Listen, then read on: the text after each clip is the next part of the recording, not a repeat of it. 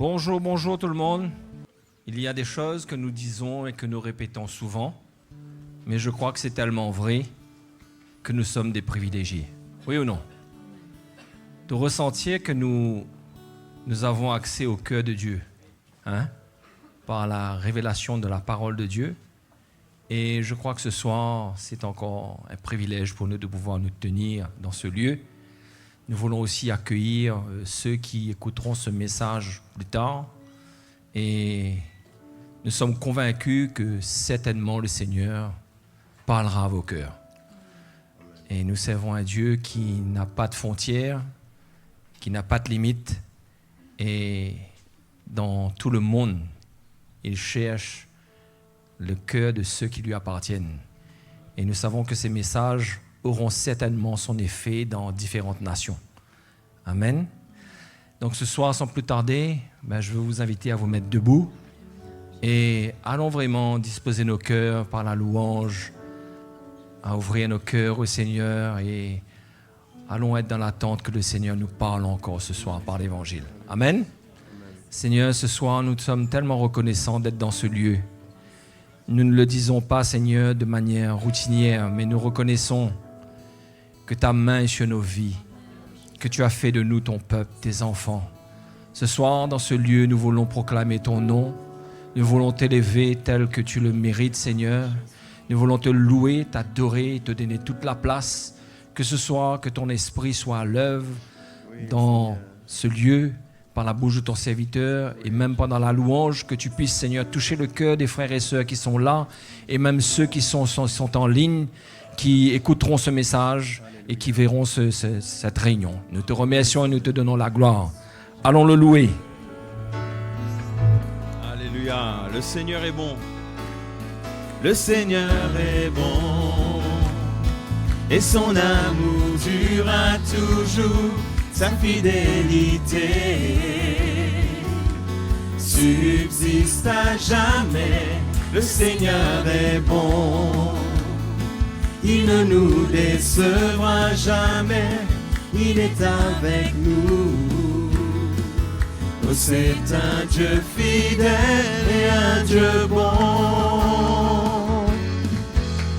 Grande est ta fidélité. Ta bienveillance remplit nos cœurs d'allégresse, de chants de joie et de louanges qui nous réjouissent jour après jour.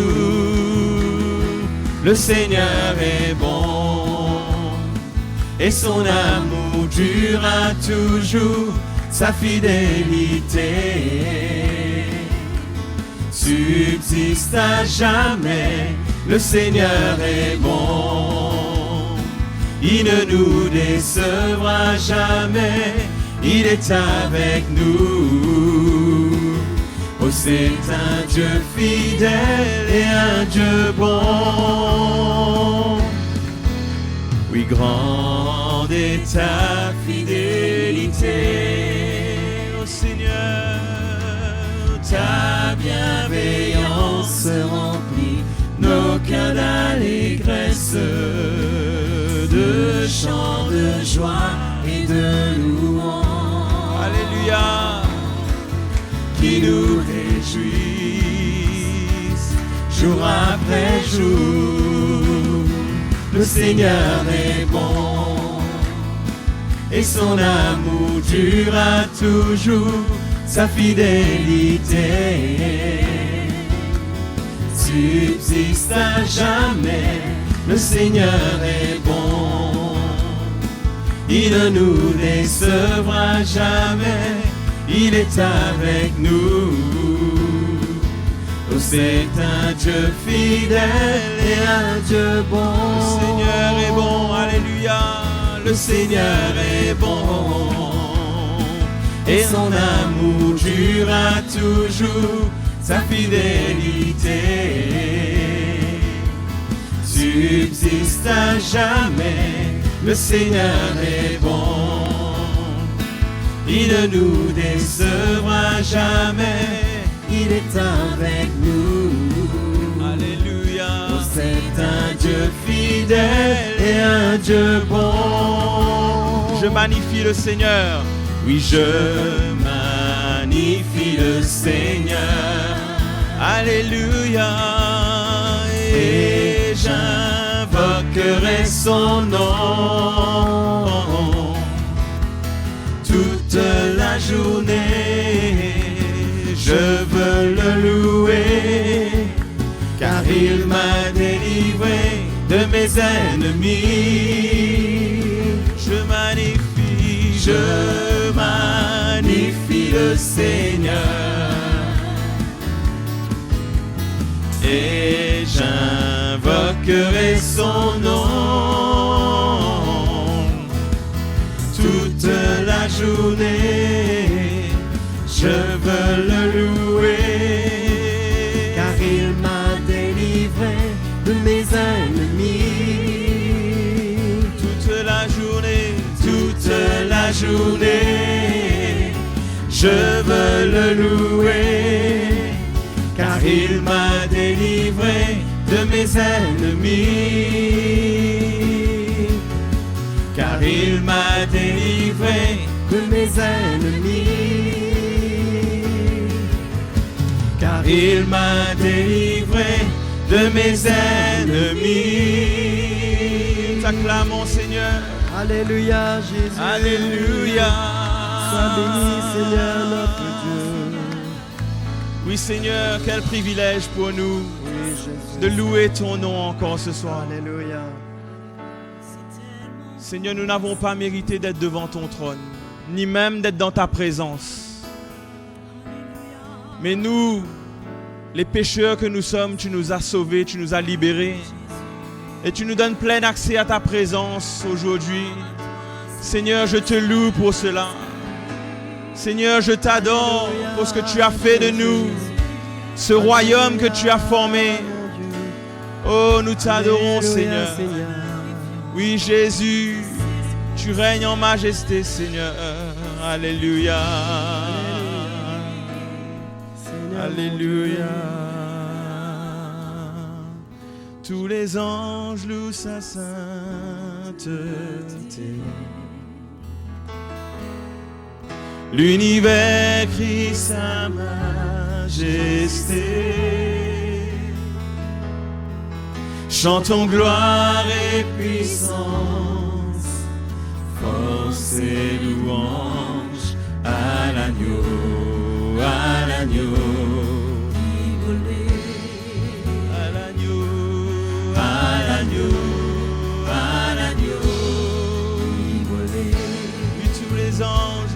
Sainteté, tous les anges louent sa sainteté. L'univers crie sa majesté. Chantons gloire et puissance, force et louange à l'agneau, à l'agneau.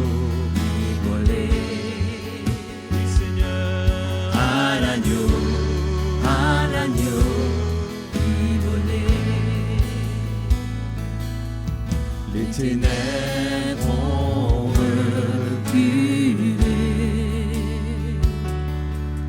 devant l'œuvre de la croix, devant l'agneau immolé et le sang versé pour moi.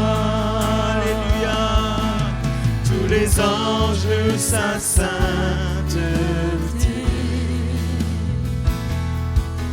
L'univers crie sa majesté. Chantons gloire et puissance, force et louange à l'agneau immolé.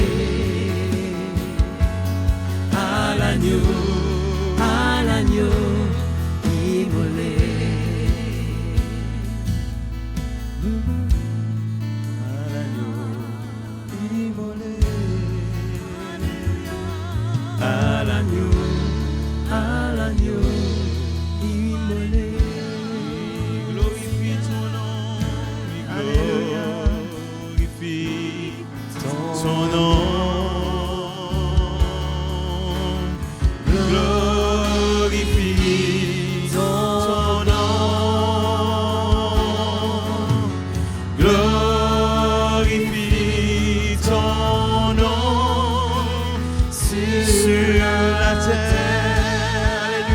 levons nos mains dans sa présence et glorifions le nom du Seigneur. Glorifie ton nom.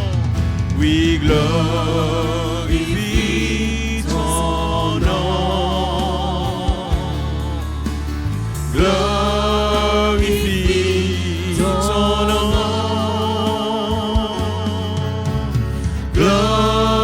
Glorifie ton nom sur la terre. Nous t'adorons, Seigneur. Oui, Jésus, nous t'adorons. Nous t'aimons, tendre Père.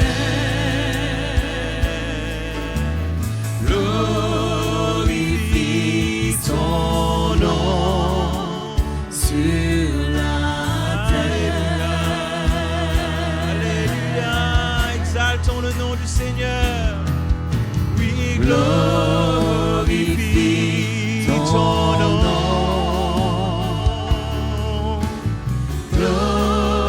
Glorifie ton nom. Glorifie ton nom sur la terre. Glorifie ton nom. Alléluia. Glorifions-le. Oui, Glorifie ton nom.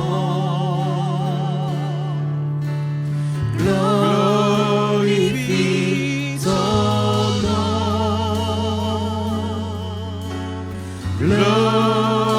Glorifie ton nom sur la terre. Oui, glorifie ton nom. Alléluia. Oui, glorifie ton nom.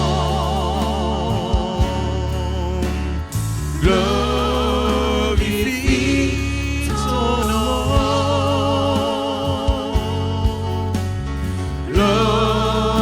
Glorifie ton nom sur la terre.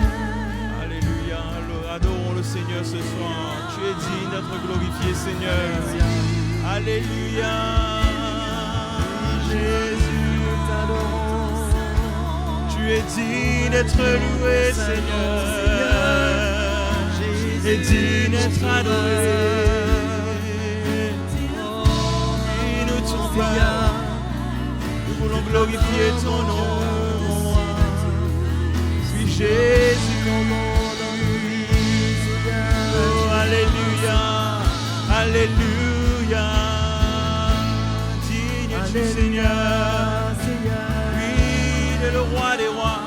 Il est le Seigneur des seigneurs. Ce Jésus que nous adorons. Alléluia. Oui, Jésus. Alléluia. Sur la terre.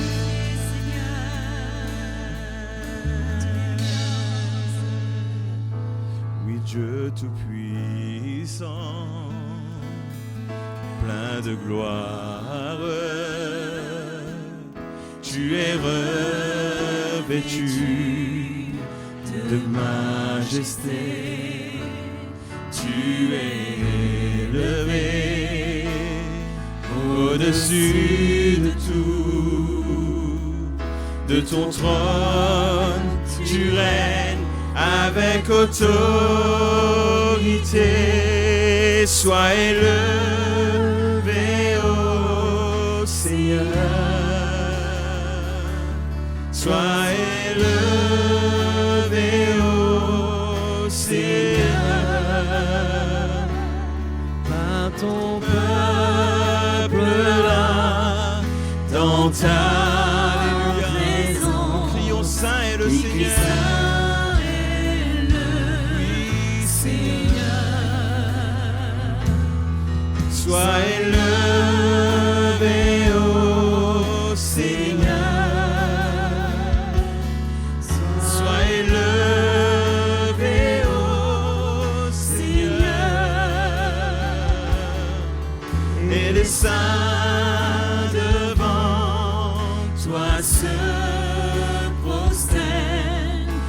dit saint est le Seigneur, Dieu tout-puissant, plein de gloire. Seigneur, Tu es revêtu de majesté, tu es élevé au-dessus de tout. De ton trône, tu règnes avec autorité. Sois élevé, ô Seigneur. Sois élevé, ô Seigneur, par ton peuple là, dans ta présence. Il dit saint est le Seigneur. alléluia. Sois élevé, ô Seigneur. Sois élevé, ô Seigneur. Et les saints devant toi se prosternent. Il dit saint est le Seigneur. Sois élevé, ô Seigneur. Sois élevé, ô Seigneur, par ton peuple là, dans ta présence. Il dit saint est le Seigneur. Jésus, disons, proclamons que tu es saint, Seigneur. Oh, tu es élevé à jamais, Seigneur. Et tu règnes, Seigneur. Alléluia. Oui, Jésus. Oh, Jésus, tu es digne de louange. Tu es digne de notre adoration, Seigneur. Alléluia. Jésus, toi, Seigneur notre Dieu, nous t'adorons, Seigneur, car tu es bon, mon roi. Nous t'adorons, Seigneur. Alléluia. Adorons-le ce soir. Que nos cœurs s'expriment devant son trône, devant sa grâce, devant tant de majesté. Qu'un parfum d'adoration s'élève jusqu'au Seigneur ce soir. Que nous, son peuple, nous l'adorons. Jésus, Jésus, mon Dieu. Reçois notre louange, reçois notre adoration, Seigneur. Alléluia. Sois béni, Jésus.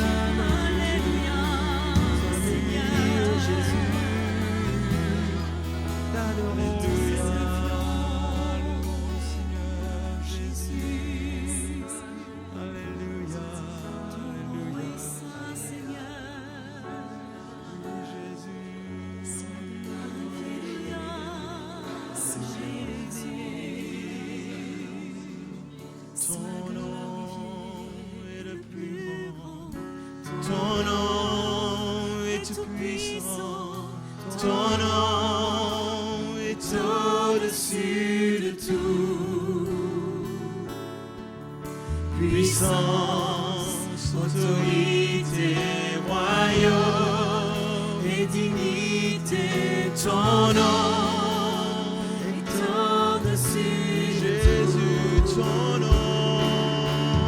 ton nom est le plus grand, ton nom est tout puissant. au-dessus de tout. Puissance, autorité, royaume et dignité, ton nom est au-dessus de tout. Et les anges acclament, tu es saint, l'univers proclame, tu es saint, tu es glorifié, Dieu très saint, à jamais tu es saint,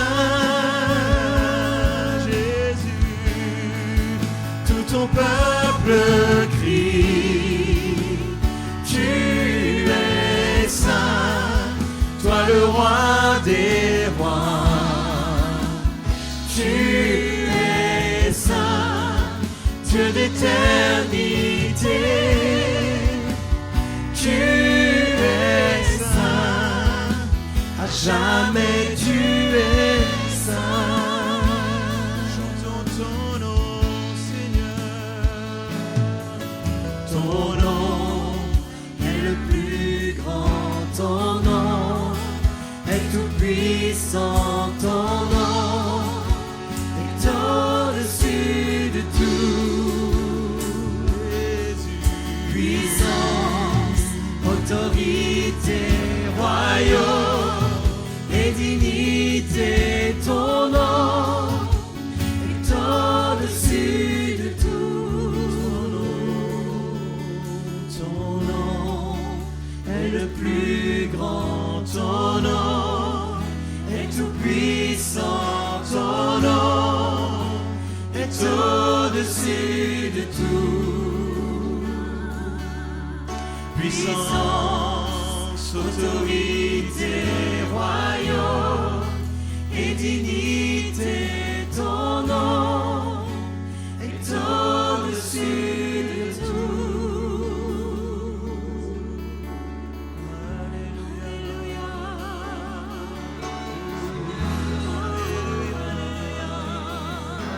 C'est le bon secours. Au nom de Jésus, si merveilleux pour moi,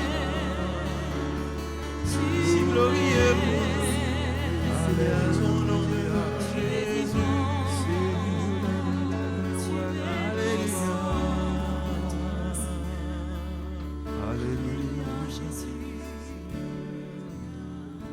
Alléluia. Alléluia, merci Seigneur. Alléluia, quelle joie de se tenir dans ta présence, Seigneur. Quel bonheur d'être devant toi, d'être dans ta présence. Là où tu nous fais du bien, tu nous encourages, tu nous relèves. Tu touches nos vies, nos cœurs. Tu nous transformes, tu es à l'œuvre. Seigneur, nous te remercions car ce soir, nous sommes devant toi sous le ministère de ton Esprit pour que tu œuvres en nous. Nous voulons accueillir ta parole. Nous te demandons de la révéler, de l'écrire dans nos cœurs. Oui, que nous puissions être marqués pour l'éternité. Merci Seigneur. Merci pour ta bonté envers chacun d'entre nous ce soir. Tu nous connais, tu connais notre vie, tu sais ce dont nous avons besoin et tu sauras ce soir comment nous parler, nous encourager. Nous te remercions pour cela. Merci Père Céleste, au nom de Jésus. Amen. Bonsoir les frères et sœurs. Ça fait du bien d'être là, non? Ça fait du bien d'être là dans la présence de notre Dieu qui prend soin de nous, qui prend soin de nous, qui va nous conduire jusqu'à la fin, qui sécurise notre parcours, qui nous demande de lui faire confiance. Parce que Jésus a dit, vous aurez des tribulations. Mais il dit, mais j'ai vaincu. J'ai vaincu le monde. De ne pas être troublé, de ne pas se laisser troubler. C'est une grâce d'être là. Et de faire confiance au Seigneur pour nos vies. D'être équipés dans la foi, parce que Dieu veut nous relever quand nous sommes un peu découragés, ça peut arriver. Et ce soir, on va lire justement un épisode de la vie de David qui a été extrêmement compliqué. Vous arrive d'avoir des moments compliqués dans votre vie? Hein? David a eu un moment, et je crois que Dieu a fait faire à David des expériences pour que nous puissions vraiment tirer des encouragements et ne jamais céder au découragement qui surviennent dans les circonstances qui peuvent être difficiles, mais ne jamais céder. Hein? Même si on ressent notre faiblesse, bien sûr, on ressent qu'on se sent très limité, sans force, mais ces passages de l'Écriture nous sont donnés. La parole de Dieu dit qu'on tire des Écritures la consolation, la patience et la consolation. Hein? Il y a une patience, il y a une endurance que Dieu veut nous donner. Et quand nous lisons la parole de Dieu, cela nous aide à comprendre qu'il faut endurer parce que des hommes avant nous, ceux dont le témoignage a été écrit dans la parole de Dieu, ont eu des moments difficiles, mais Dieu a toujours été fidèle. Les a toujours relevés, à un moment ou à un autre. Hein? Donc, en ce qui concerne David, on va lire dans 1 Samuel chapitre 30.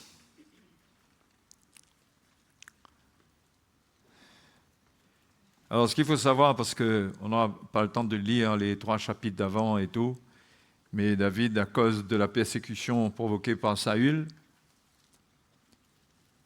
il a dû fuir chez les Philistins, trouver refuge chez les Philistins, en arriver à là, quoi. Hein? Avoir l'appel de Dieu sur sa vie et se retrouver à fuir le royaume dans lequel qu'on est appelé à hériter, à diriger, à gouverner, parce qu'il y a un homme charnel qui était là, et comme Dieu ne se repent pas de ses dons et de ses appels, Dieu n'a pas chassé Saül, il a attendu simplement que les choses arrivent et que Saül sorte du chemin de David, mais entre-temps, Dieu n'a pas perdu son temps, il a formé David. Et Saül a été un instrument puissant de persécution, hein? Une vraie écharde, des aiguillons, je ne sais pas quel nom donner, mais un homme dangereux qui voulait tuer David parce qu'il était jaloux de David. Le peuple reconnaissait la grâce de Dieu sur la vie de David et voyait que Saül était un homme déjà déchu, mais Saül voulait absolument en finir avec David, et c'est arrivé à un stade où David a dû fuir. Hein? Donc, quand il a fui chez les Philistins, il a été bien accueilli. Il faut dire qu'il a bien joué son rôle aussi. David était un homme intelligent. Il n'y a pas de choses qu'il n'a pas fait. Il y a un moment même qu'il a fait le fou. Il y a plusieurs épisodes comme ça où il s'est réfugié là-bas. Mais il y a ce moment où il est accueilli par le roi, je crois qu'il s'appelle Akish. Et Akish va lui donner, je ne veux pas dire de bêtises, je crois bien que c'est Akish. Oui, c'est Akish. Il va lui donner une ville, joli cadeau, une ville qui s'appelle Tsiklag. Et donc, apparemment, même par la suite des temps, cette ville est demeurée la propriété de Juda. Et David y a mis sa femme, ses enfants, tous ses biens. Et lui, il continuait à être avec les Philistins. Et de temps en temps, il quittait Tsiklag. Il allait avec le roi. Enfin bref, faisait son petit, comme on dit, son petit tourné viré. Mais un jour qu'il était de retour, le chapitre 30, donc, vous y êtes. Voilà ce qu'il va découvrir. Verset 1. Lorsque David arriva le 3e jour à Tsiklag, avec ses gens, les Amalécites avaient fait une invasion dans le Midi et à Tsiklag. Ils avaient détruit et brûlé Tsiklag. Après avoir fait prisonniers les femmes et tous ceux qui s'y trouvaient, petits et grands, ils n'avaient tué personne, mais ils avaient tout emmené et s'étaient remis en route. on notera quand même que Dieu n'a pas permis qu'il tue quiconque. Ils avaient enlevé tous les gens de David, toute sa famille, mais ils n'avaient tué personne. Hein? Parce que ça aurait pu se passer, les Amalécites n'étaient pas des gens qui étaient particulièrement gentils. Non seulement c'était des guerriers, mais c'était des ennemis du peuple de Dieu. Mais là, ils n'avaient tué personne, ils avaient tout emmené et s'étaient remis en route. David et ses gens arrivèrent à la ville et voici, elle était brûlée. Voilà le cadeau qu'il avait reçu. La ville était brûlée et leurs femmes, leurs fils et leurs filles étaient emmenés captifs. Alors David et le peuple qui était avec lui élevèrent la voix et pleurèrent jusqu'à ce qu'il n'ait plus la force de pleurer. Ça vous est arrivé ça? Nous on dit jusqu'à ce qu'on n'ait plus de larmes. Hein? Eh bien, vous savez, quand cet homme écrivait des psaumes, louait le Seigneur, c'était pas technique. Hein? C'était dans un cœur brisé, un cœur souffrant. Il y avait une vraie inspiration au travers des épreuves qu'il traversait, et surtout parce que dans tout cela, c'était un homme selon le cœur de Dieu. C'était un homme qui cherchait à plaire à Dieu. Et donc, à cause de cela, il y avait une grâce qui était sur lui. Mais la difficulté de la situation faisait qu'ils étaient quand même désemparés, complètement désarmés. Et en ce qui concerne David personnellement, les 2 femmes de David, au verset 5, avaient été emmenées. Achinoam de Jizréel et Abigail de Carmel, femme de Nabal. David fut dans une grande angoisse. Ça vous est déjà arrivé, ça, d'être dans une grande angoisse? Ici, il n'y a que des gens de grande foi. Hein? Une foi qui fait même... où il n'y a même pas d'angoisse, quoi. Hein? Mais la foi, c'est un combat. Hein? Dans l'épreuve, dans l'angoisse, dans la tristesse, dans les pleurs, c'est là que la foi doit se lever. Hein? La foi que Dieu nous donne, elle existe pour relever les défis, et les défis, ça nous fait mal. Hein? Mais, donc, David fut dans une grande angoisse. En plus, car le peuple parlait de le lapider. Tous ceux qui étaient dans la ville, qui étaient revenus avec lui, qui étaient là, ils parlaient de lapider David, parce qu'ils le rendaient responsable de cette situation. Parce que tous avaient de l'amertume dans l'âme, chacun à cause de ses fils et de ses filles. Quand on touche à nos fils et à nos filles, on peut devenir mauvais. Jusque-là, c'était les soldats, les capitaines et tout ce qu'on veut de David. Mais une fois que les enfants étaient concernés, l'amertume a rempli leur âme. Mais David reprit courage. En s'appuyant sur l'Éternel, son Dieu.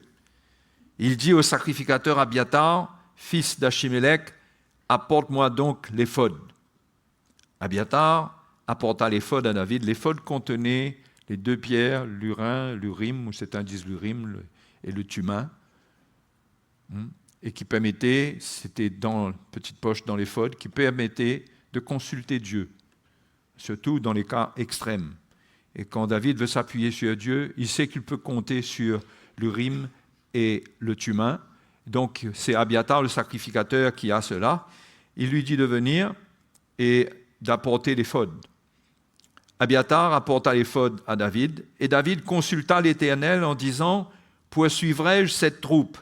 L'atteindrai-je » L'Éternel lui répondit « Poursuis, car tu atteindras et tu délivreras. » On n'est pas sûr de la manière dont ces pierres étaient utilisées pour permettre à Dieu de donner des directives claires, mais il semblerait qu'il y a une pierre qui donnait la réponse oui et une pierre qui donnait le non. Donc on a interrogé, comme David vient de faire, est-ce que je vais faire ça? C'est oui ou c'est non? Et donc Dieu lui a répondu. Si c'est la bonne interprétation, ça correspond bien à la manière dont David a posé la question. Et là, l'Éternel lui répondit, il lui dit, poursuis car tu atteindras et tu délivreras. Et David se mit en marche, lui et les 600 hommes qui étaient avec lui.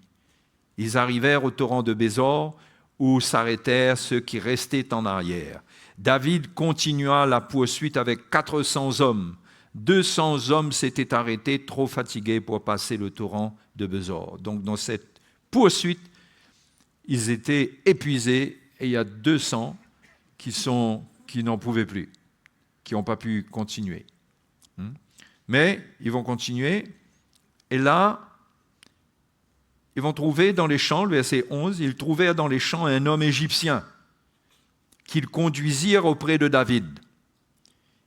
Ils lui firent manger du pain et boire de l'eau, et ils lui donnèrent un morceau d'une masse de figues sèches et 2 masses de raisins secs. Je ne vous dis pas la glycémie, comment elle a dû monter. Mais bon, il en avait besoin. Après qu'il eut mangé, là, l'Égyptien, les forces lui revinrent, car il n'avait point pris de nourriture et point bu d'eau depuis 3 jours et 3 nuits. Et David lui dit, « À qui es-tu et d'où es-tu » Il répondit, « Je suis un garçon égyptien, au service d'un homme amalécite. » Oh, tiens, Et ce sont les Amalécites qui avaient enlevé toutes les femmes et les enfants de ceux qui avaient été absents de Tsiklag. Quelle coïncidence, hein? Vous ne trouvez pas beau? Extraordinaire cette coïncidence. Mais ce n'est pas une coïncidence. Dieu a toujours un plan. Et Dieu avait tout préparé. Et c'est souvent difficile pour nous d'être dans cette foi où on comprend que Dieu est au contrôle de tout. C'est difficile. Et imaginez un peu pour David, après avoir été insulté, après avoir été menacé de mort et tout, mais David, une fois qu'il a entendu la parole de Dieu, sa foi se ravivait d'un seul coup. C'est ça qu'on a besoin.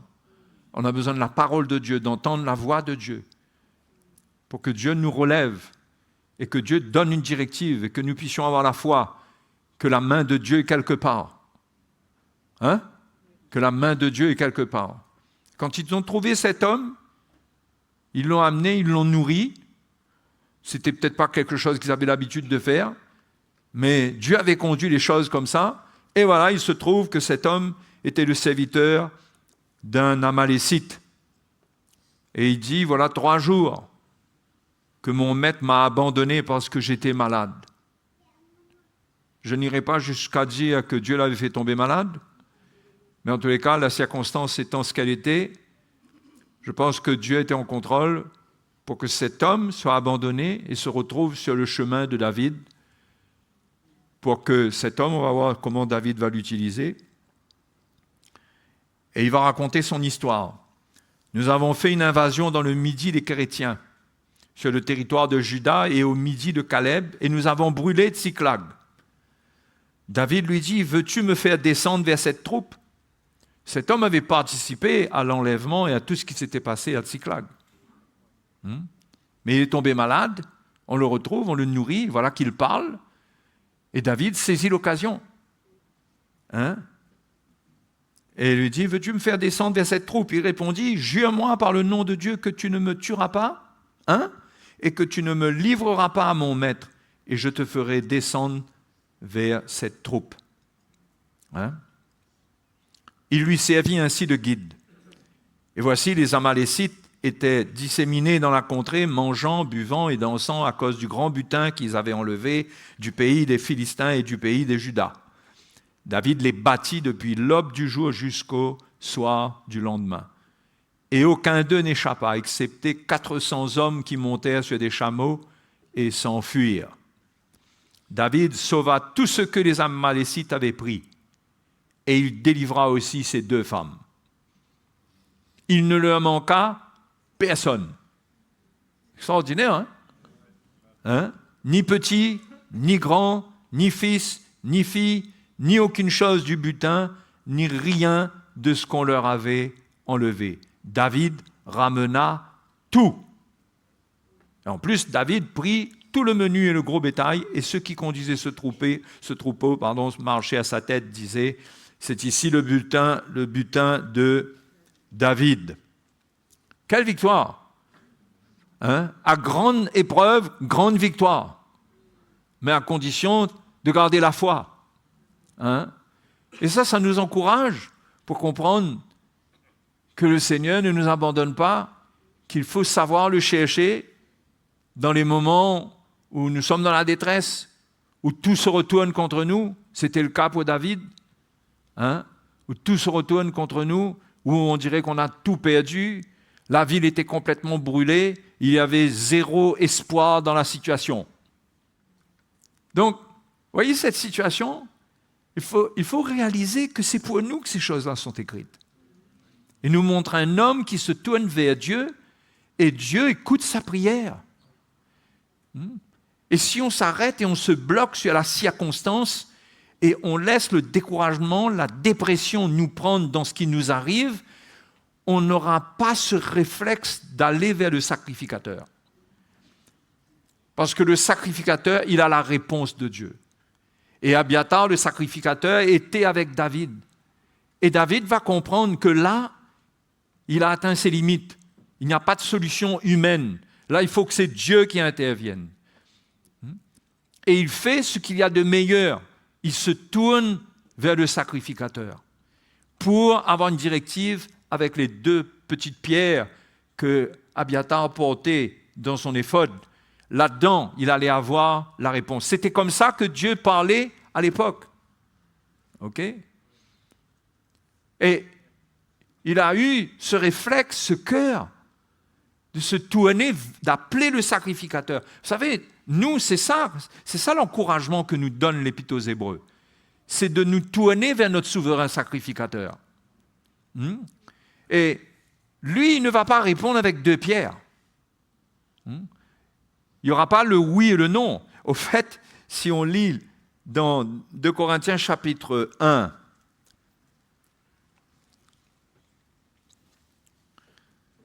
dans le sacrificateur Jésus, le souverain sacrificateur, il n'y a pas de oui et de non. Ça ne veut pas dire que là, tout ce qu'on va te demander, on va avoir.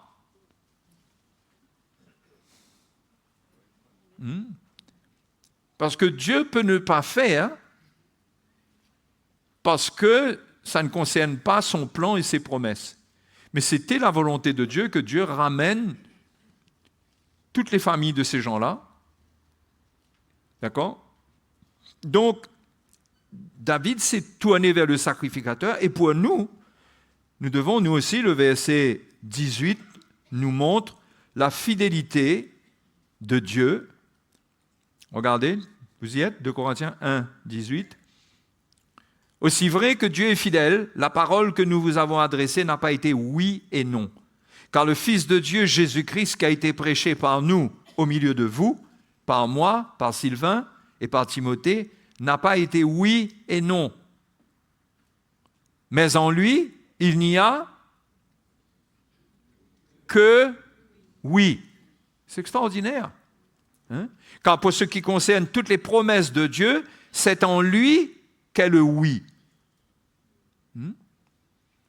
Non, mais c'est extraordinaire qu'en Jésus, le Fils de Dieu, il n'y a que oui.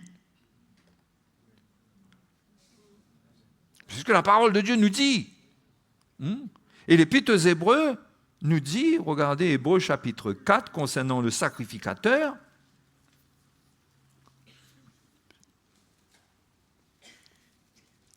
chapitre 4, verset 14, ainsi, puisque nous avons un grand souverain sacrificateur qui a traversé les cieux, Jésus, le Fils de Dieu, demeurons fermes dans la foi que nous professons. Car nous n'avons pas un souverain sacrificateur qui ne puisse compatir à nos faiblesses. Au contraire, il a été tenté comme nous en toutes choses sans commettre de péché. Approchons-nous donc avec assurance du trône de la grâce, afin d'obtenir miséricorde et de trouver grâce pour être secourus dans nos besoins. La grâce de Dieu ne dit jamais non. La grâce de Dieu, quand on s'approche du trône de la grâce, le Seigneur dit toujours oui. Maintenant, il ne dit pas oui textuellement à ce qu'on lui demande, mais il n'y a pas de non en lui. Il y a toujours quelque chose qui est en notre faveur dans ce qui arrive quand on le cherche. Vous avez compris où est le oui, là? Car pour ce qui concerne toutes les promesses de Dieu, en lui est le oui. Les promesses de Dieu, c'est les promesses de perfectionnement, de nous amener à la maturité, de nous transformer de gloire en gloire à son image. Donc, dans ce qui nous arrive, quand nous allons chercher son secours, nous allons trouver secours pour nos besoins, mais son secours ne sera pas absolument une circonstance favorable, mais ça sera toujours un oui, parce qu'on va trouver dans la grâce de Dieu et dans cette circonstance l'accomplissement d'une promesse de Dieu qui se trouve en Jésus pour nous. C'est la promesse que dans cette circonstance difficile, Dieu, Jésus, contient le oui pour l'œuvre qu'il doit faire dans notre vie.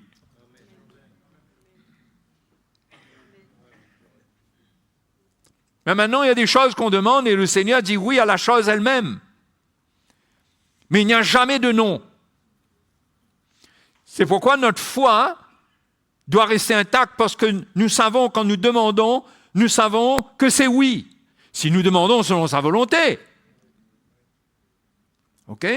Si nous ne sommes pas en train de prier là pour nos caprices, avec un cœur mauvais, enfin. Mais si nous avons des épreuves, des choses qui nous éprouvent, qui sont difficiles, des tests, et nous cherchons Dieu, et que nous lui demandons d'agir, d'intervenir. Vous savez, Dieu a dit à David, tu poursuivras, tu atteindras et tu délivreras. Il n'y a pas donné de détails.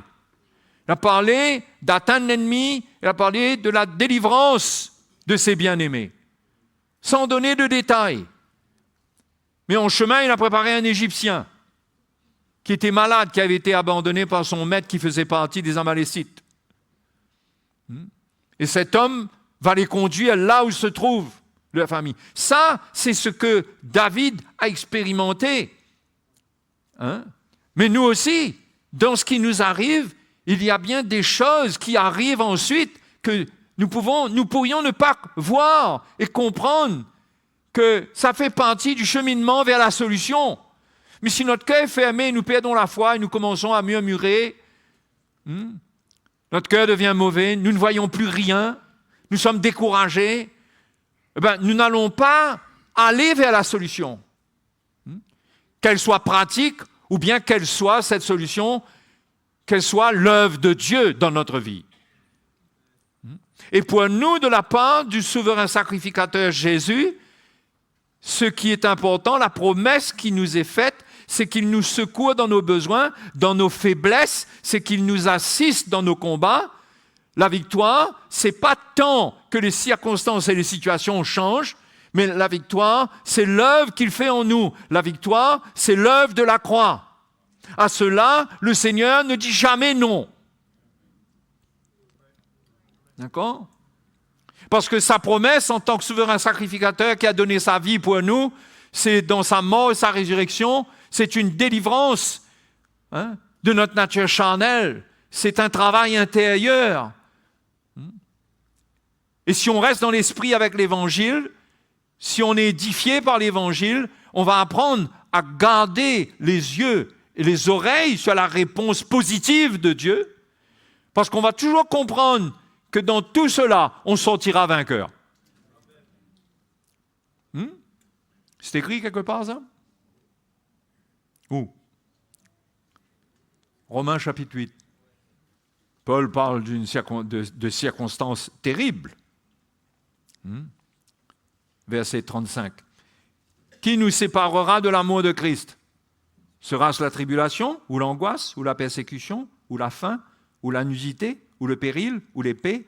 Selon qu'il est écrit, c'est à cause de toi qu'on nous met à mort tout le jour, qu'on nous regarde comme des brebis destinées à la boucherie.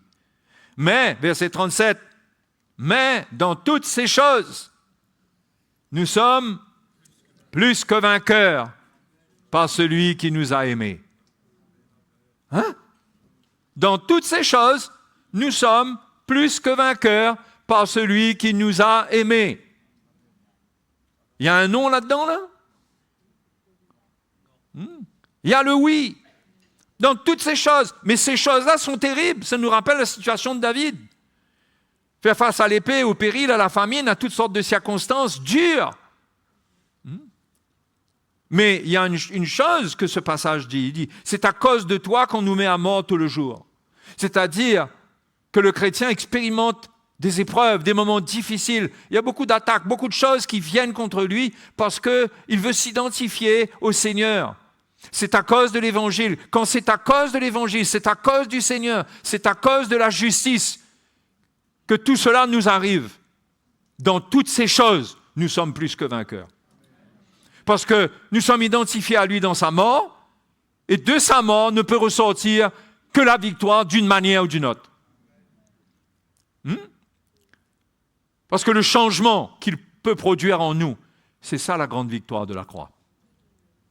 Et nous, dans notre souffrance, nous avons, humainement, c'est normal, mais nous avons cette tendance naturelle à demander à Dieu d'intervenir, mais nous oublions la main de Dieu qui est cachée dans les circonstances, dans ce qui arrive, et qui fait que Dieu, lui, il a un plan pour nous au travers des épreuves. Il veut accomplir les promesses qu'il nous a faites, les promesses de la vie. Jean dit la promesse qu'il nous a faite, c'est la vie éternelle. C'est ça qu'il veut accomplir. Donc, dans tout ce qui arrive, il y a un oui pour la promesse. Il y a un oui. Déjà pour la ligne d'arrivée, arriver au bout. Dieu te fait comprendre qu'il s'occupe de tout. Il s'assure que tu arrives à la fin, que tu achèveras ta course. Mais entre-temps, il y a l'accomplissement de promesses qui sont précieuses pour nous, qu'il nous fait. Ou si nous prenons notre croix, si nous renonçons à nous-mêmes, si nous expérimentons la mort dans notre nature charnelle, si nous acceptons de perdre notre vie, il y a la promesse qu'il va nous changer, que nous goûterons la puissance de sa vie. Ah, mes frères et sœurs, soyons encouragés. Je ne sais pas si vous avez un cyclag. Il y a un jour dans votre vie où les choses ont basculé. Peut-être un enfant, un conjoint, une circonstance de travail, comme si tout a été détruit, brûlé. Peut-être que vous êtes encore en train de courir après la solution. Mais il ne faut pas courir après la solution. Il faut courir après le sacrificateur. Il faut courir après le sacrificateur. Dans l'Ancien Testament, l'Ancienne Alliance possédait le oui et le non. Le Nouveau Testament ne possède pas le oui et le non. Ça possède le oui. Mais il faut être dans l'esprit pour comprendre ce oui-là. Et il faut rendre grâce en toutes choses. C'est pourquoi Paul dit « Rendez grâce en toutes choses à Dieu le Père ». C'est sa volonté. Rendez grâce en toutes choses. Pourquoi ? Pourquoi ? Paul dit aux Philippiens, quand on prie, de prier, de faire des requêtes concernant vos besoins, il n'y a pas de problème. Mais dit, et la paix de Dieu qui surpasse toute intelligence gardera vos cœurs et vos pensées en Jésus-Christ. La réponse de Dieu, du trône de la grâce, ce n'est pas absolument qu'il va changer quelque chose. Bien, il ne faut pas exclure cela. Je ne suis pas en train de dire que là, on aura à subir, à supporter, à souffrir éternellement dans nos problèmes.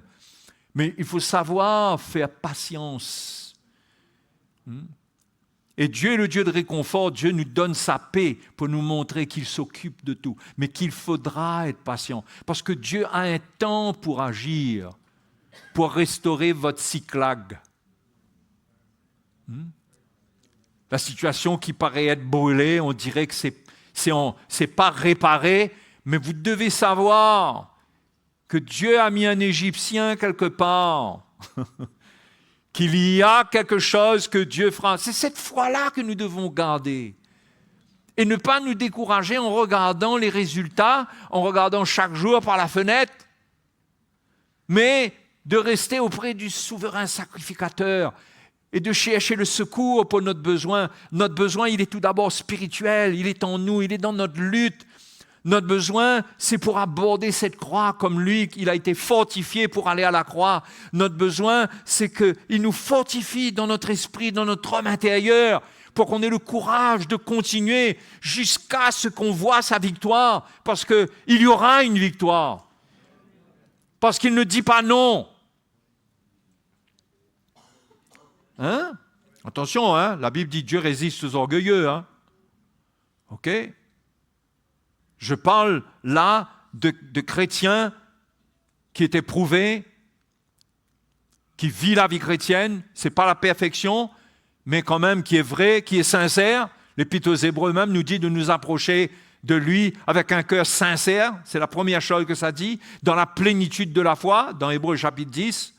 Si vous allez lire l'Épître aux Hébreux, vous allez être encouragé, vous allez voir que ça encourage à s'approcher, à s'approcher, à s'approcher. Et comment on le fait? En priant, en lisant sa parole.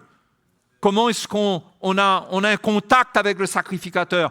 En entendant le message de la croix, le message de son sacrifice. Cela connecte notre cœur là où il faut avec lui, avec son sacrifice. C'est là que Dieu nous donne toute la réponse à nos problèmes. Mais il ne répond pas toujours à la manière qu'on aimerait qu'il réponde, mais il répond toujours, il y a toujours un oui, il y a toujours quelque chose pour nous.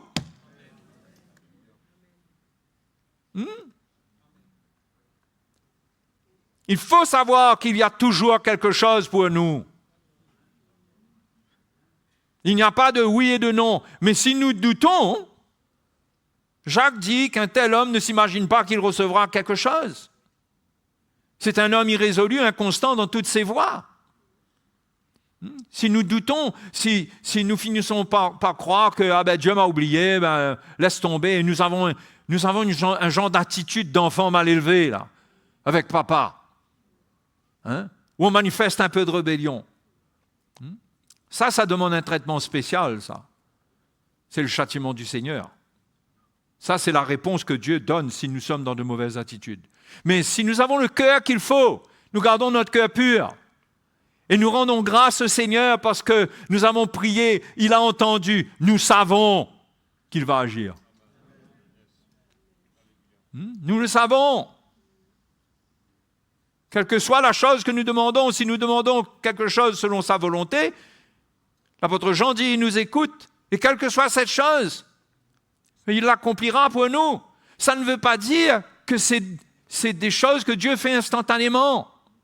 Souvent, dans les choses qui nous arrivent, avant même qu'on soit libéré de ce qui nous fait souffrir, Dieu a un travail à faire dans notre vie qu'il veut opérer.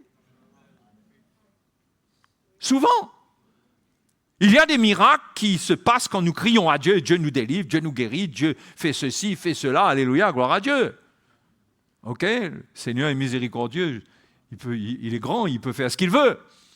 Mais ce qui préoccupe Dieu, notre Père, c'est l'œuvre qui doit se faire en nous. Le souverain sacrificateur, en passant, Abiathar, ça veut dire père de l'abondance, je crois. Quelle abondance! Il avait 2 pierres dans sa poche. Mais enfin, c'était précieux pour l'époque. Mais il était le père de l'abondance. Mais nous avons le véritable père de l'abondance. Nous avons l'abondance de la grâce quand nous venons à Jésus. Nous avons l'abondance de la grâce. C'est extraordinaire de constater que les chemins qu'on a traversés, quand je vois les chemins que j'ai traversés, je ne sais pas ce qui va venir, mais il y a une chose que je sais, c'est que sans le Seigneur, ça n'aurait pas été possible. Ça n'aurait pas été possible. Combien de cyclags on a vécu? Même 7 clagues. Plus. Mais Dieu a toujours été fidèle. Il nous a toujours relevés. Même au niveau de l'Église, quand on regarde, je peux vous le dire ce soir ouvertement, quand on regarde l'histoire de notre Église à nous en tant que chrétiens, tout ce qu'on a souffert, toutes les secousses, tout ce qu'on a perdu.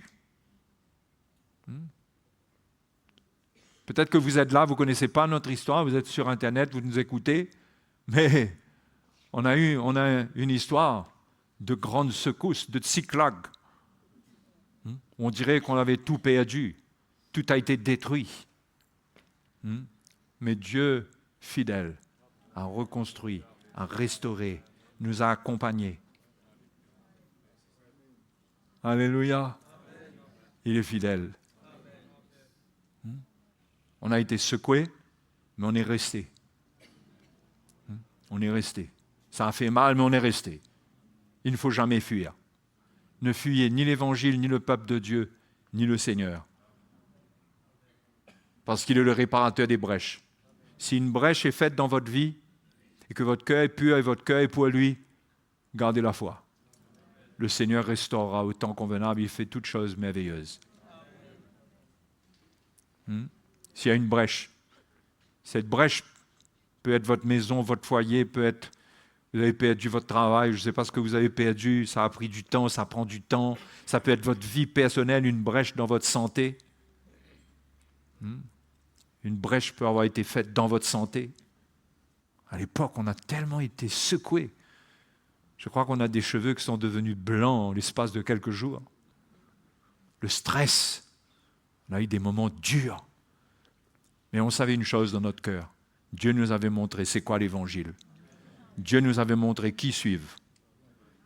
Il avait mis une détermination dans notre cœur. Certains n'avaient pas cela. C'est pourquoi vous devez vous affermir dans la vérité. Parce que quand il y aura Tsiklag, vous risquez de vouloir lapider ceux qui vous conduisent.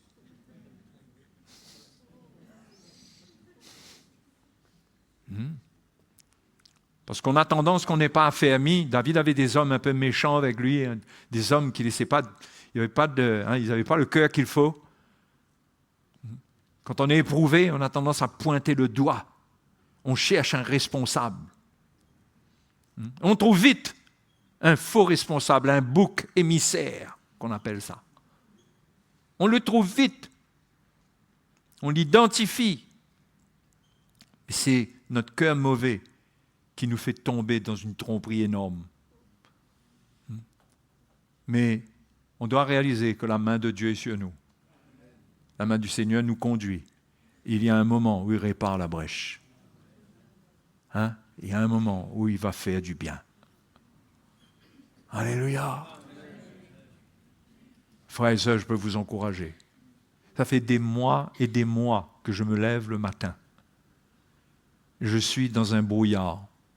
Je voyais tout juste mon couloir. Vous savez? Quand je vous dis des mois et des mois, ce n'est pas pour vous dire en années. Que se réveiller, c'est un truc, c'est quelque chose d'incroyable. Marcher, aller dans la cuisine, alors prier, c'est un effort extraordinaire. Mais le Seigneur est fidèle. Depuis mon retour de conférence, le Seigneur m'a rendu libre. Je suis beaucoup mieux, je peux marcher. Ma femme est témoin. Me déplace comme un jeune Jean. Non, pas comme un jeune Jean quand même. Et je suis un peu plus alerte, même si je peux être fatigué comme tout le monde. Mais j'ai été visité par le Seigneur. J'ai été visité par le Seigneur. Et le Seigneur connaît nos besoins et il sait à quel moment, il sait quoi faire. Il sait comment il permet que l'épreuve perdure. L'épreuve perdure pour qu'on endure. Et l'épreuve, c'est dur. Mais ça perdure pour qu'on endure. Et il faut être patient avec le Seigneur. Il faut savoir qu'il est le Seigneur. Il faut savoir que la parole de Dieu est vraie. Il a promis qu'il ne nous abandonnera pas, qu'il ne nous délaissera pas. Concernant vos besoins, l'Épître aux Hébreux dit, ne vous abandonnez pas à l'amour de l'argent. Quand il a dit, je ne t'abandonnerai point, je ne te délaisserai point. Fais confiance au Seigneur. Il y a un moment où il te sort de l'épreuve et il fait ça en beauté, le Seigneur. Ça, c'est mon langage en beauté, mais Paul dit avec gloire. Il fait ça comme il faut. Il faut être patient, les frères et sœurs. Dieu peut restaurer. Dieu va restaurer. Gardez la foi.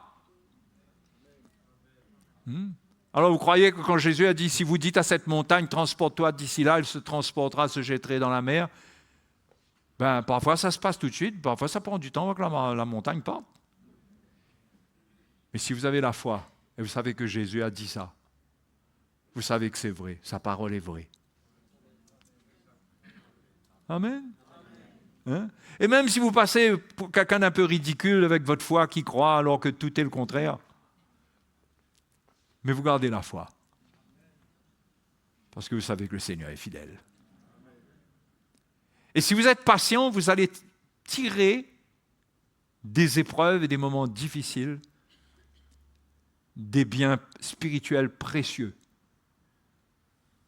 que vous ne pouvez même pas imaginer. Parce que ces biens spirituels-là vont vous changer, vont vous transformer, et l'état que cela va vous donner dans votre cœur, vous ne pouvez pas savoir ce que c'est. Parce que personne ne sait ce que c'est jusqu'à ce que ça arrive. Mais on sait que c'est la vie. Et il faut persévérer et rentrer dans notre Canaan. Et Dieu restaure. Alléluia.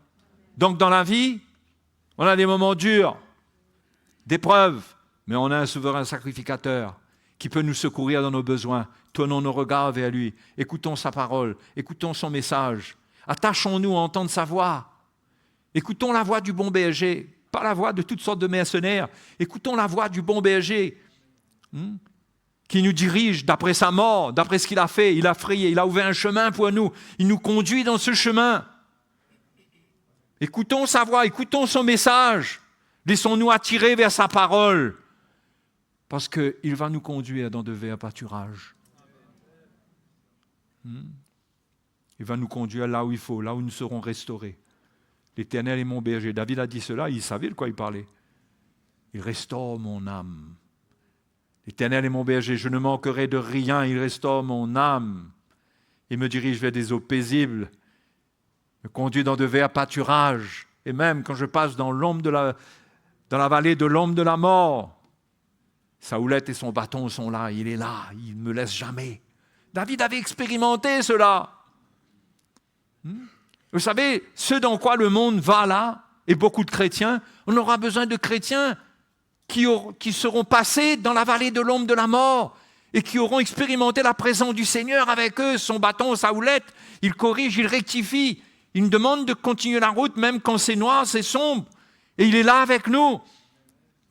On a besoin de faire ces expériences pour pouvoir réconforter, consoler les autres. Avec des paroles vraies, avec l'expérience de sa grâce, l'abondance de sa grâce. C'est pourquoi il faut se laisser faire. Il faut laisser Dieu agir en nous et ne pas résister avec orgueil et chercher notre plan, essayer de se débrouiller par nous-mêmes. Je ne dis pas qu'il n'y a absolument rien à faire quand on a des problèmes. Ce n'est pas ce que je suis en train de dire. Il y a des solutions qui peuvent se présenter, mais que nous soyons sensibles. Est-ce que Dieu veut ça? Et surtout qu'on ne lâche pas la main du Seigneur et qu'on ne lâche pas notre croix. Parce que le Seigneur, il va restaurer. Il y a un moment où il va agir. Toi, personnellement, tu ne seras pas perdant. Tu comprends? Parce que c'est toi qui dois prendre ta croix. Tu ne seras pas perdant. Si tu prends ta croix, tu ne peux pas être perdant. Peut-être qu'il y a beaucoup de choses que tu ne vas pas retrouver, que tu aimais retrouver. Peut-être, hein? Peut-être. Mais même dans toute chose, on peut espérer que Dieu soit à l'œuvre, fasse des miracles. OK? Et il y a beaucoup de promesses pour s'appuyer là-dessus. Mais toi, si tu prends ta croix, toi, tu ne seras jamais perdant, toi. Si tu regardes, si tu fais un genre de bilan charnel, naturel de ta vie, tu risques de croire que tu as tellement perdu, mais tu auras tellement gagné à l'intérieur de toi que tu vas glorifier Dieu même d'avoir permis que tu perdes certaines choses. Parce que la joie chrétienne n'est pas dans la possession des choses naturelles. La joie chrétienne, c'est quand dans notre cœur, on saisit les choses de l'esprit, ce qui nous rend heureux, C'est ce pourquoi nous sommes nés de nouveau. Ce qui nous rend heureux, c'est que Christ grandisse en nous. C'est notre bonheur, c'est notre épanouissement. C'est ça qui compte. Il n'y a rien d'autre qui compte. Cherchez premièrement le royaume de Dieu et sa justice et toutes choses vous seront données par-dessus. Donc toi, ne regarde pas ton papa, ta maman, ta femme, tes frères, tes sœurs. Toi, personnellement, prends ta croix. Ne le fais pas à condition que prends ta croix, suis le Seigneur. C'est une expérience personnelle. Et tu verras que dans toutes ces choses, on est plus que vainqueur. C'est déjà quelque chose que d'être vainqueur, hein? Non, vous ne trouvez pas? Mais on est plus que vainqueur. Qu'est-ce qu'il veut dire? Nous sommes plus que vainqueurs. Il y a une subtilité là-dedans. Ça veut dire que la victoire que tu vas retirer de ce qui arrive sera plus que ce que tu espérais, sera plus que la victoire dans la manière que tu l'imaginais, sera plus que cela. Donc tu es plus que vainqueur. Tu t'imagines être vainqueur à un certain niveau, mais ce que Dieu va faire, l'Épître aux Éphésiens le dit, à celui qui peut faire par la puissance qui agit en nous, infiniment au-delà de tout ce que nous demandons ou pensons. À lui soit la gloire dans l'Église au siècle des siècles. Amen. Notre foi doit être en Jésus. Il a tout pouvoir. Il est notre souverain sacrificateur. Il a la mission de nous perfectionner, de perfectionner notre foi. L'Épître aux Hébreux nous dit qu'il a ouvert une voie pour nous et qu'il a suscité cette foi. Il va la mener à la perfection. C'est ça notre chemin. C'est que notre foi soit perfectionnée. Nous allons de foi en foi. Une foi grandissante pour devenir mûr. Hein?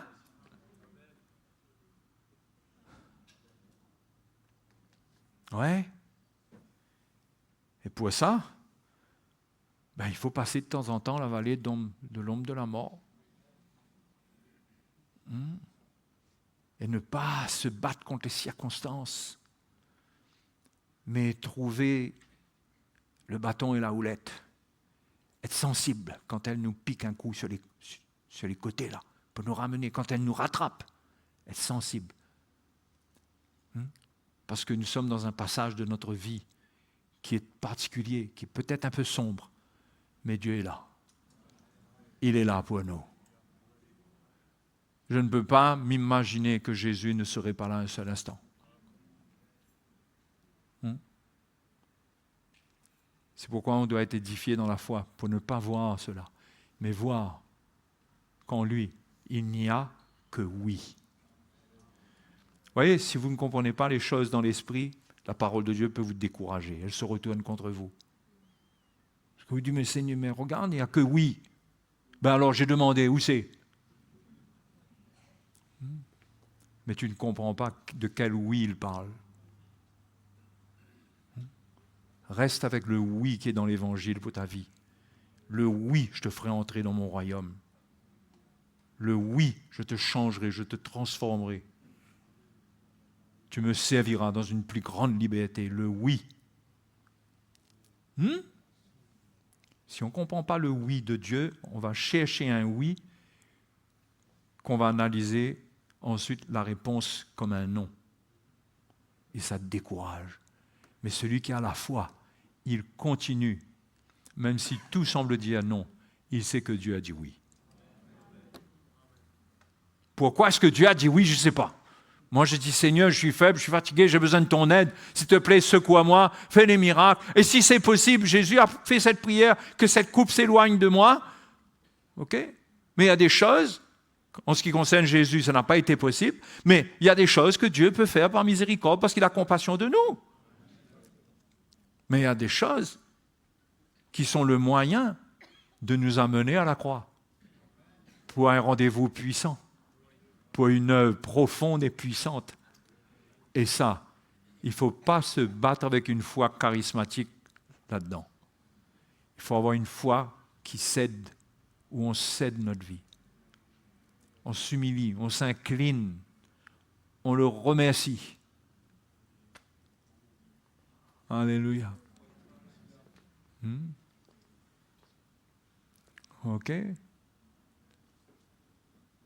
Qu'est-ce que vous dites, vous? On a besoin de l'évangile, hein? Parce que, moi je peux vous dire, on ne va pas y arriver sans l'évangile. Hein? Mais on a besoin de l'évangile. Mais le Seigneur est fidèle. Alléluia. Allons remercier le Seigneur ce soir. Alléluia. Merci Seigneur, merci pour ta grâce. Seigneur, tu es bon, tu es merveilleux. Tu es notre Dieu. Tu es le souverain sacrificateur. Tu es établi à la droite du Père. Tu es sur le trône de la grâce pour nous. Seigneur, merci pour ce que tu es devenu, pour ce que tu as fait de nous. Souvent, nous ne comprenons pas ta main dans notre vie, ton œuvre en nous. Mais Seigneur, permets-nous, accorde-nous la grâce de discerner ta main par l'Évangile qui nous éclaire, qui nous enseigne. Seigneur, que nous puissions trouver ta main et nous voulons la saisir, nous voulons te suivre.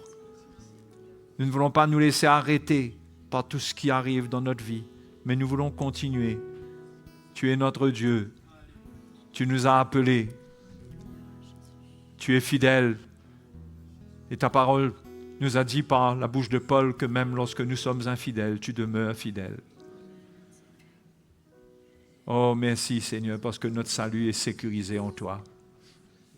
Lorsque nous te cherchons, nous avons l'assurance que tu vas agir. Nous te remercions pour cela. Alléluia. Qui veut rendre grâce au Seigneur ce soir? Remerciez le Seigneur ensemble. Hein? Alléluia. Hein? Ton Dieu est fidèle. Ton Dieu est fidèle. Tu ne vois pas les choses peut-être là, dans les situations qui te font souffrir, mais ton Dieu est fidèle. Glorifie-le, rends-lui grâce. Remercie-le. Il est bon, il est bon. Alléluia, merci Seigneur. Gloire à Jésus. Gloire à Jésus. Allons adorer le Seigneur, le remercier. Hein? Merci Seigneur.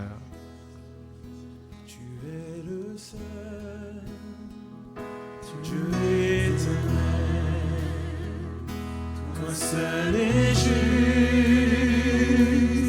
et bon.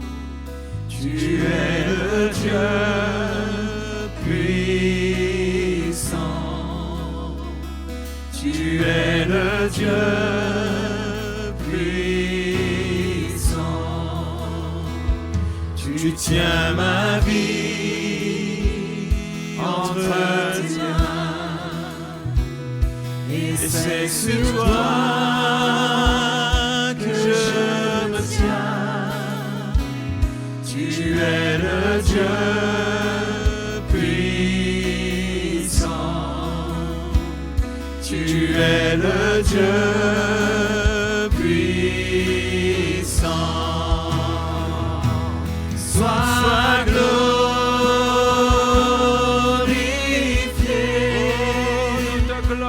Sois élevé,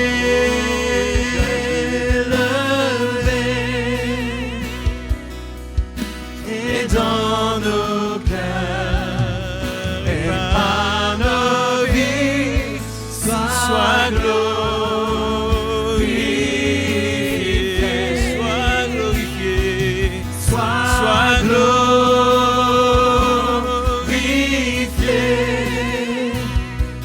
sois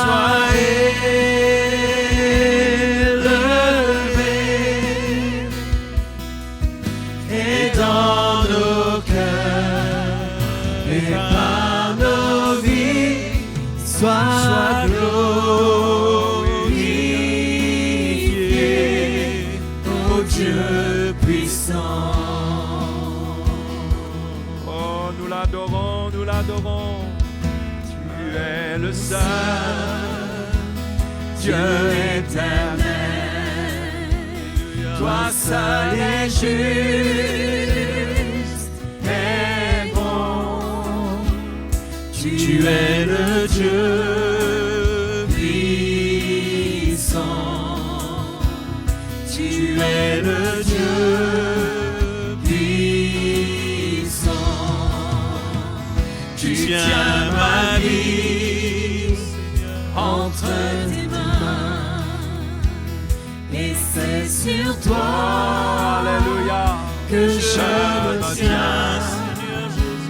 Tu es le Dieu puissant, tu es le Dieu puissant. Sois glorifié,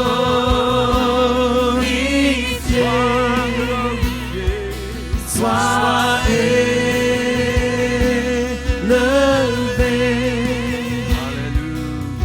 et dans nos cœurs et par nos vies, sois glorifié.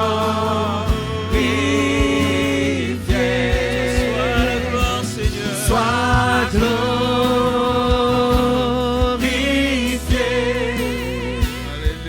sois élevé, et dans nos cœurs et par nos vies, sois glorifié, ô Dieu puissant. Alléluia.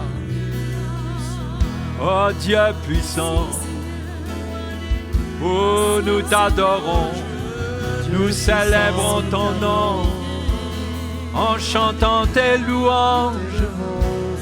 Alléluia.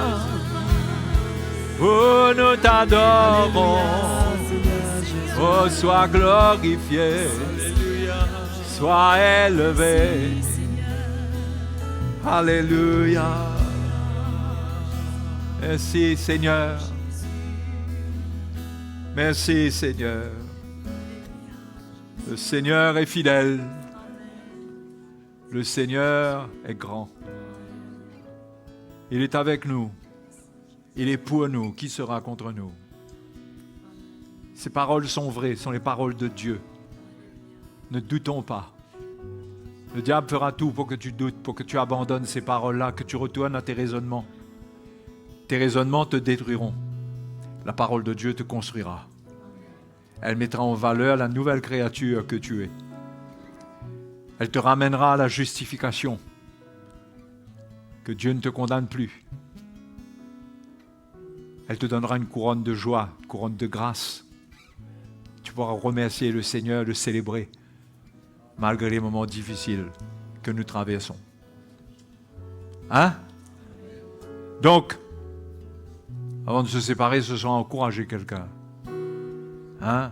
Trouvez une parole qui vient de votre cœur. Si vous avez été encouragé. Sinon, dites à la personne, ah, encourage-moi mon frère, s'il te plaît. Hein? Et on se voit dimanche. Dimanche, rendez-vous pour célébrer le Seigneur et pour avoir un moment avec l'Évangile. Alléluia. Dieu vous bénisse tous.